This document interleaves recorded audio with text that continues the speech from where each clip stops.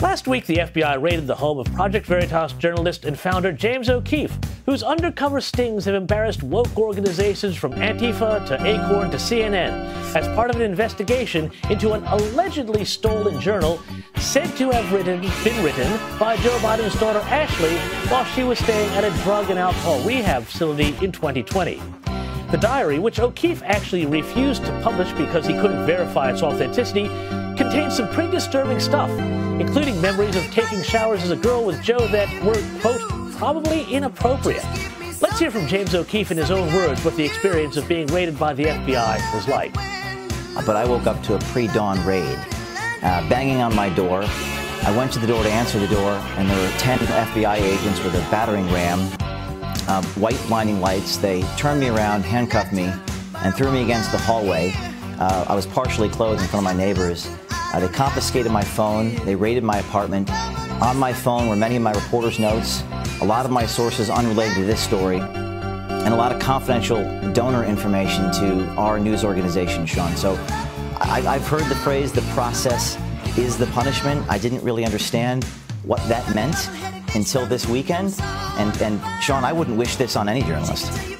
And it wasn't only O'Keefe. Several of his other journalists also got the knock on the door. Me again, having been a former federal agent, my humble opinion, this is the most brazen scam since the spying operation on Donald Trump. So long and short of it is this, and then I'll get to Tucker and Harmeet Gill in this video in a second. The New York Times is undergoing a court case right now, being sued by Project Veritas for defamation, right? Project Veritas, James O'Keefe's group, a conservative group, is suing the New York Times for defamation. That case is ongoing, and it's not going well for the New York Times.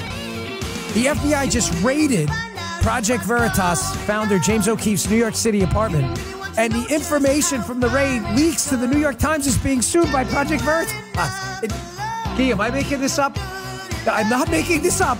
You're like, no, that's not happening. No, it's happening. Here is Tucker last night and an excellent attorney, Harmeet Dillon, who is Project Veritas's attorney in the case, describing exactly what I just said. Check this out. Is the connection, the obvious connection, real? I mean, what is this?